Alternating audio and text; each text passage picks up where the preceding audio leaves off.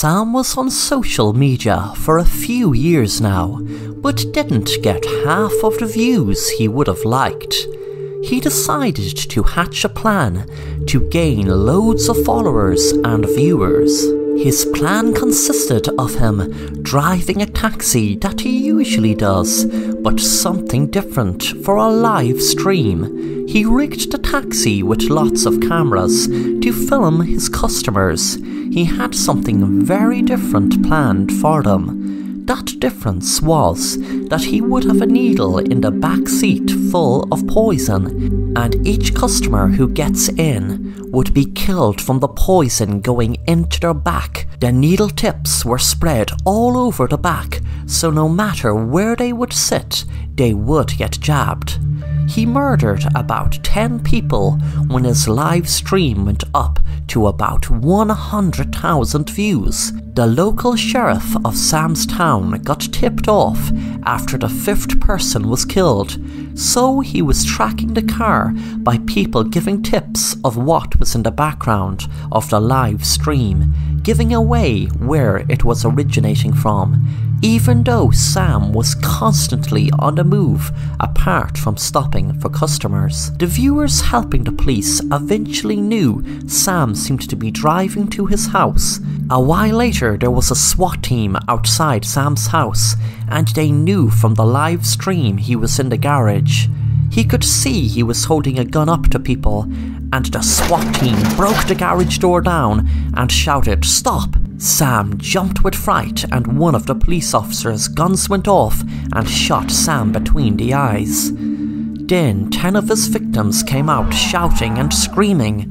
The detective was relieved the poison in the needle didn't kill them, but must have just put them to sleep. Then things got worse than he could ever have imagined. When one of the people said, "Oh my God, why did you shoot Sam? We are all actors. This has all been a stunt. None of us were killed. Those needles were just rubber. They weren't real needles. We were just helping Sam stage a fake, crazy live stream of him killing people." The sheriff checked Sam's pulse.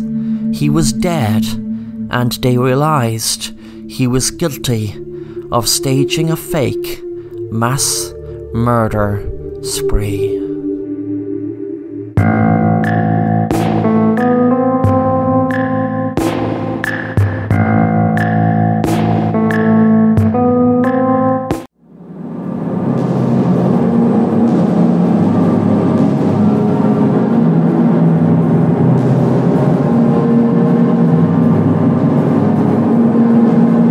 Nora was 12 years old and always was afraid of a monster hiding under her bed. She stopped looking only a few days ago because she was always afraid of looking into a monster's eyes. She used to tell people but stopped as she knew they would tell her that she shouldn't worry about such ridiculous things. Suddenly one night Nora was trying to get to sleep, but she was tossing and turning. She heard noises from under her bed, and she decided to take a look. When she did, she saw her father that she had drugged a few days ago gone a very pale colour. It was now time to kill the monster she knew. Her father's eyes opened in horror as she got out a knife and slit his throat. Then she was relieved that the monster under her bed was dead. Weeks later the body was found, and Nora was nowhere to be found. Suddenly, the case took an unexpected twist. Years earlier there were a whole family murdered by a little girl, and she was found crying, clutching onto a doll. Some people say the doll was possessed. One detective was surprised to learn the story because he remembered the doll in the room. When he went back to the room, he looked at the doll, but what happened next made him freeze in fear, as the doll wasn't the same doll he had seen. The doll was a miniature version of Nora. He thought it was some sick prank until her eyes blinked.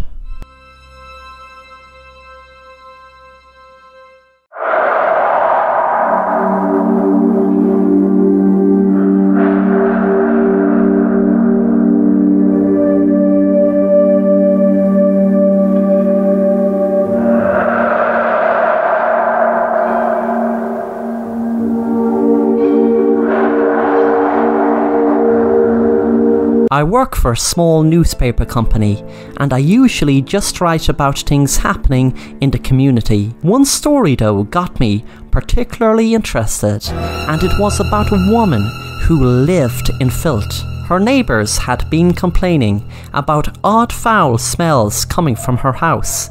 It isn't the type of story that I usually do, but it was different, and that's what got me interested. When I got to her house, I could clearly see from the front of the house how filthy it all was. The thought of going inside started to become a regrettable decision. I mean, first encounters count, right?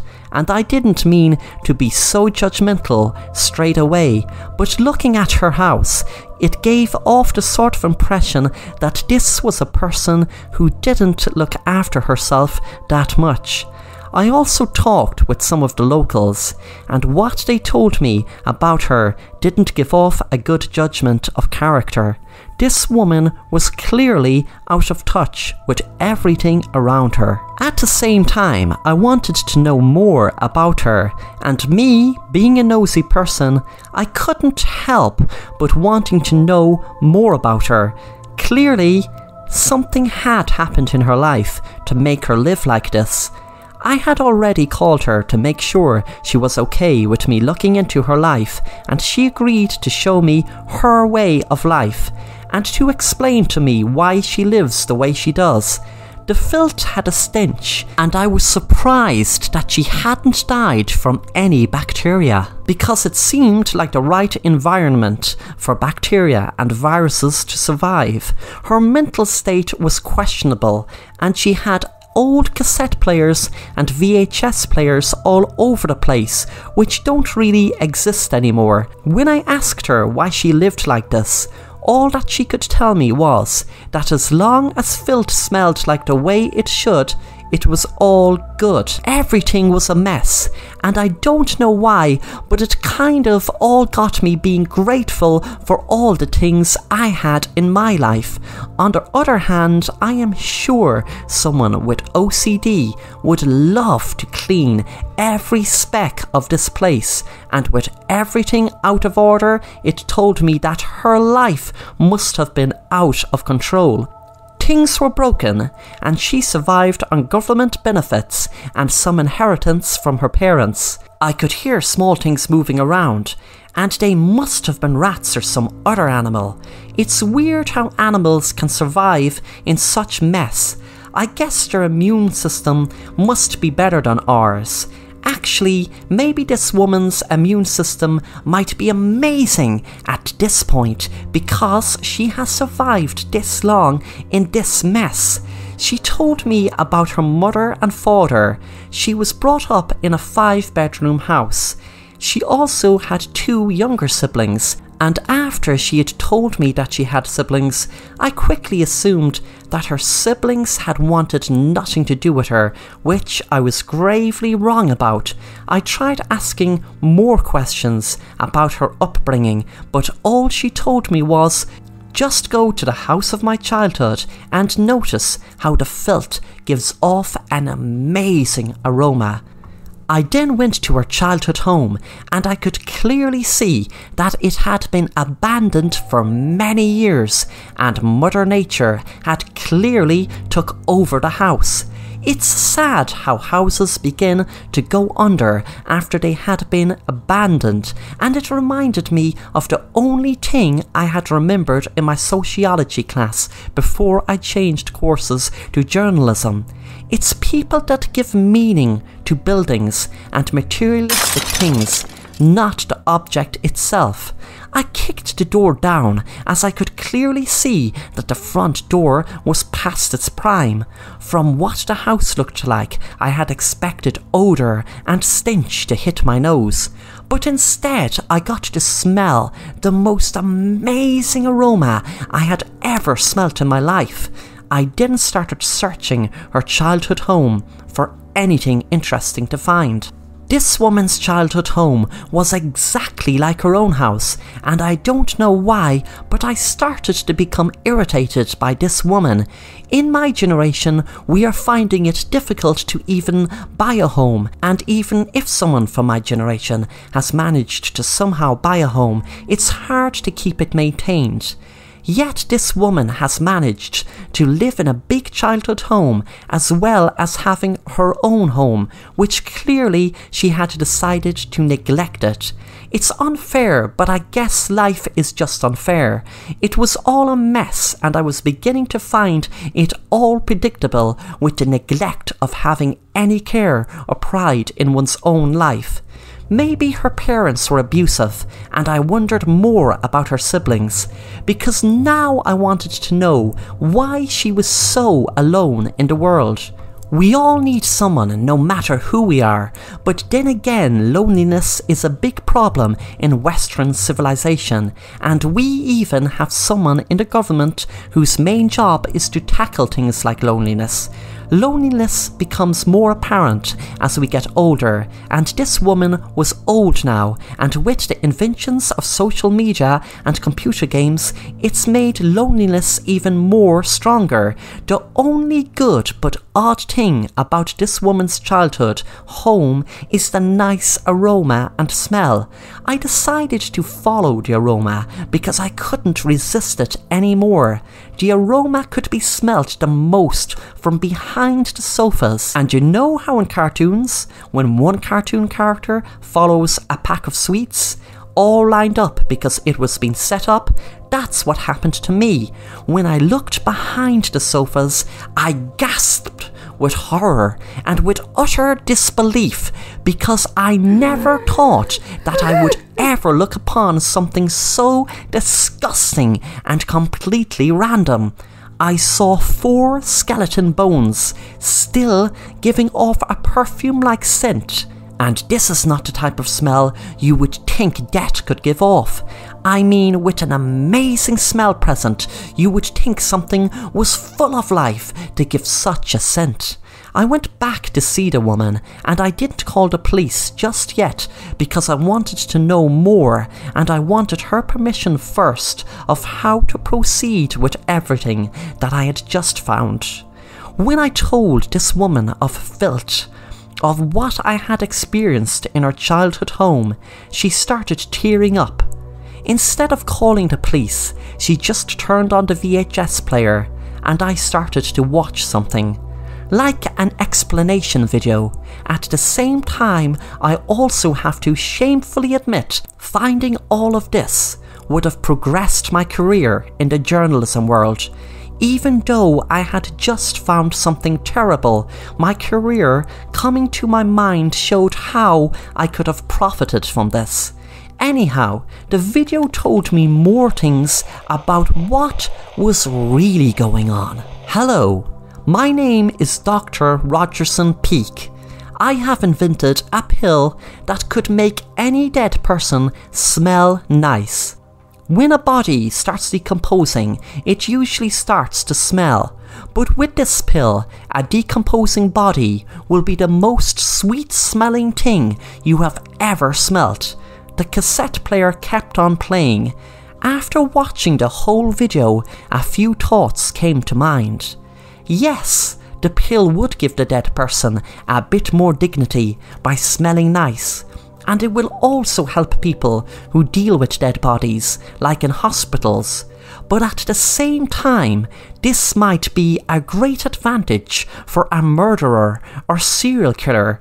Imagine someone had murdered someone in your home, but the murdered person had this pill before being murdered.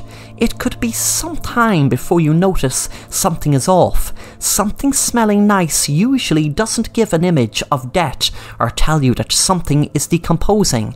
It's always the nasty smell which makes us think something is off. Like when I was in this woman's childhood home, I honestly didn't think I would find something to be dead. Do you see how this might be an advantage for a serial killer or murderer? And I started to understand why this woman lived like the way she lived now for such a long time. I felt bad for being so judgmental or for thinking about my career gain of this whole story. I also started to glue together who those skeletons belonged to. From common sense, those skeletons behind the sofa in her childhood home must have been her 2 parents and 2 siblings. And I thought they had just abandoned her because of the way she had lived her life. "Is someone trying to kill you?" I asked this woman. My whole family took part in the experiment to eat the pill. We were struggling for money at the time, and they promised us that they would pay us lots of money to eat the pill. They weren't 100% honest with us, and none of us knew what the pill was made for exactly, she told me. She started crying a little bit, and the more I understood her story and why she lived the way she did, it was sad, just so sad. How we humans can be so unsympathetic or not care enough to understand someone but rather to judge and cast aside. After taking the pill, one midnight someone broke into my home and I was just a child back then, and this man had murdered my mother, father and both my siblings. I hid in a secret wall cupboard in my room, which my father had built. For weeks this strange man who broke into my house observed my whole family's dead bodies. They all started to smell nice as they decomposed. I overheard his talk on the phone, and they wanted to use this pill in war and other scenarios where death is common, but they wanted to hide the deaths and murders. If something smells nice, no one would ever think something has died, she explained to me.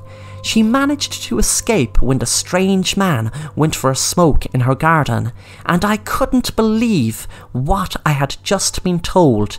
This story was not just a story, but probably one of the biggest scandals in the 21st century. I had to write about this and get this story out, and I phoned the police about the 4 skeletons in this woman's childhood home. Something had to be done, and we all know how shady the government can be and some of the things they can be capable of. This woman deserved justice. I hugged her and she pleaded me not to go to the police, but obviously I decided to go against her. I went back to my flat, and as soon as I entered, a beautiful scented aroma hit my nose. But I never sprayed anything inside my flat recently. I checked my whole flat and I found a dead body in my bathtub. The dead body had a note attached to it, which read, "Be wary of your steps, lad." I straight away drove to the woman's house, and this time, instead of the scent of filth hitting my nose, it was a perfume-like aroma, and I knew she had been murdered in her own living room. There was a note on her body which read, "We are watching, and the dead body in your flat has been taken now." And I couldn't believe it. I checked her childhood home, and everything inside had been taken, and no sign of police of any kind. They knew I would check on this woman after finding a dead body in her apartment, as well as her childhood home. I am being watched now.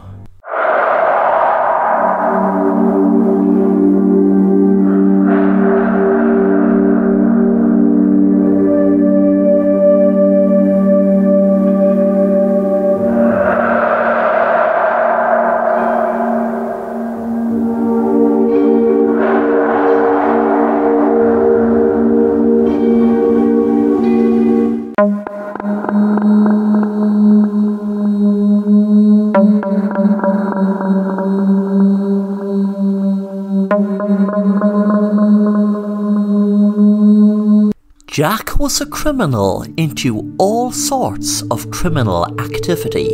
He was in court for so many different crimes. He spent 10 years in prison, but since he was released, he didn't get reformed. He just got better at not being caught for whatever crimes he committed. During his last court appearance, the judge had told him that if he keeps getting arrested, he will be put into prison for good.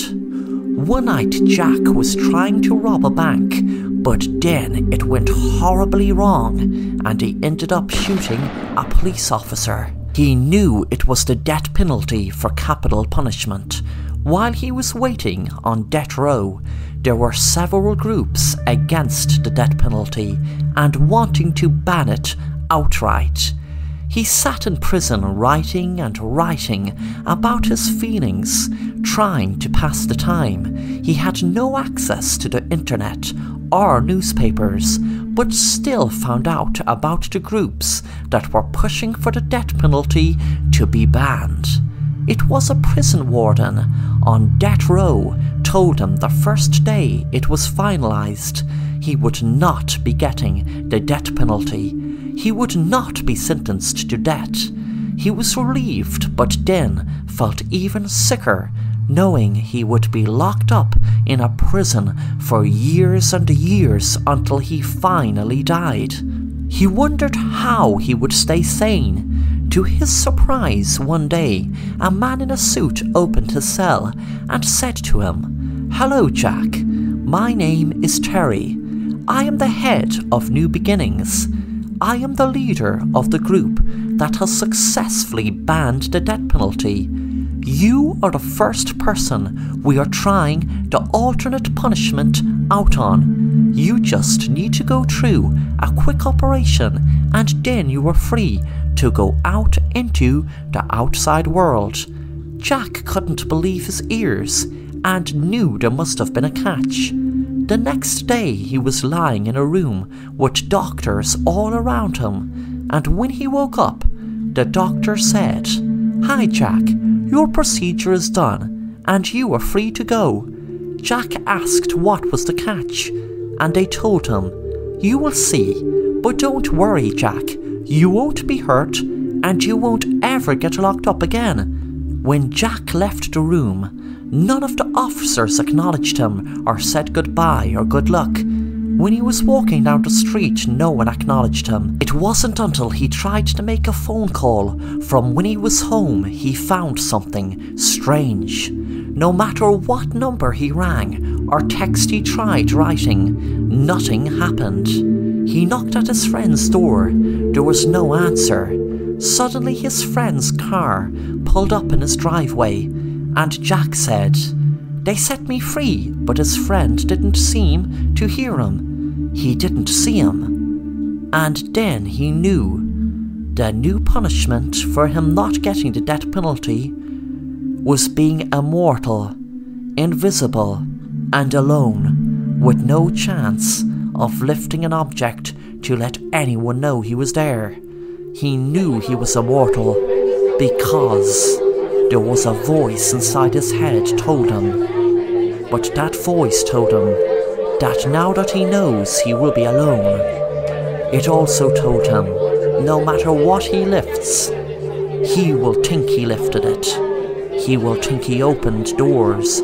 He will think he threw glasses if that's what he done. But to anyone else, there will be no one or nothing there. Jack would be invisible, alone, and immortal.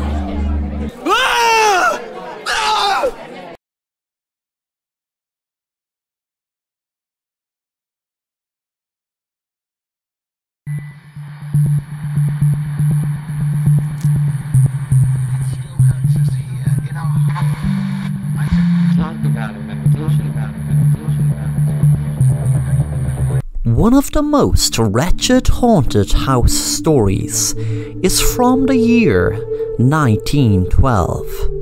And what makes the story so wretched is that the story is true. On June 10th, 1912, Josiah and Sarah Moore were stabbed to death inside of their home in Villisca, Iowa.